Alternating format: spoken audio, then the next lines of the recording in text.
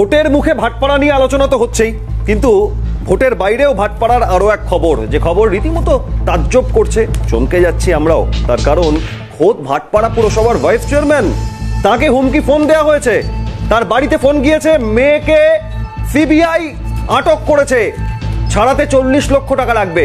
তৃণমূল নেতার কাছে 40 লক্ষ টাকা চাওয়া হচ্ছে। এবং এইখানে দাঁড়িয়ে আপনাদের দেখাই এবার তৃণমূল নেতা হুমকি ফোনের কবলে। তৃণমূল নেতার বাড়িতে ফোন গিয়েছে, মেয়েকে সিবিআই আটক করেছে এবং একটা সেটিং করা, তার জন্য 40 লক্ষ টাকার দাবি। এই ভুয়ো ফোন নিয়ে ইতিমধ্যেই তরজা শুরু হয়েছে এবং এই ভুয়ো ফোন নিয়ে ইতিমধ্যে নানা রকম পাল্টা প্রতিক্রিয়া উঠে আসছে।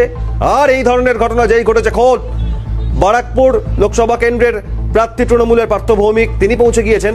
কিন্তু আমি একবার শোনাই যে ঠিক কি এই হুমকি ফোন, কোথা থেকে এলো, কি বলা হলো ফোনে, কি বক্তব্য উঠে আসছে। যে তৃণমূল নেতা ভাটপাড়া পুরসভার ভাইস চেয়ারম্যান তার বাড়িতে গিয়েছিল, তার কি বক্তব্য দেওয়া।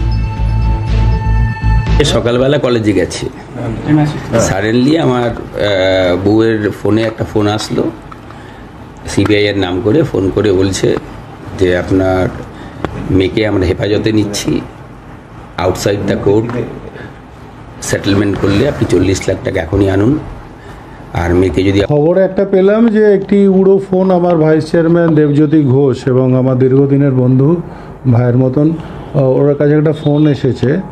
এখন দেখতে পারলাম detected, that is an Pakistani number.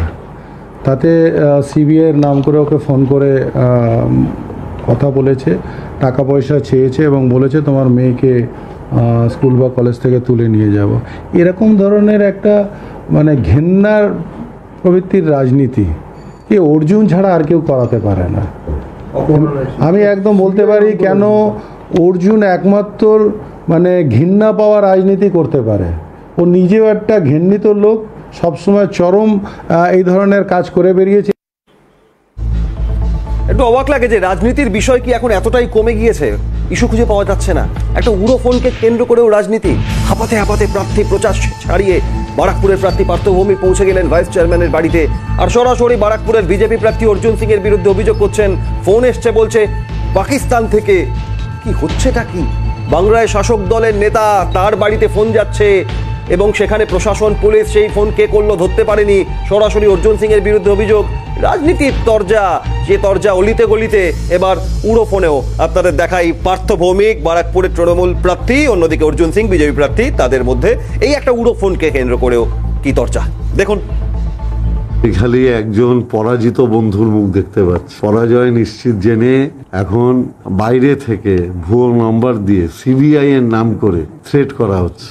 আমার দলের সভাপতি তিনি দেবজ্যোতি ঘোষ, পালপাড়া মিউনিসিপ্যালিটির ভাইস চেয়ারম্যান, তার ওয়াইফের কাছে বাইরে থেকে থ্রেট কল আসছে, মেয়েকে অপহরণ করে নেব। কেউ যখন যুদ্ধে পরাস্ত হয় তখন তার কাছে এছাড়া আর কোনো অল্টারনেটিভ রাস্তা থাকে না। আমি খালি বলবো যারা অর্জুন সিং এরও এগুলো করছেন, 2026 অব্দি মাথায় রাখবেন মমতা ব্যানার্জি বাংলার মুখ্যমন্ত্রী, পুলিশ প্রশাসনটা মমতা ব্যানার্জির হাতে। কে করছেন এগুলো কিন্তু বেরোবেই।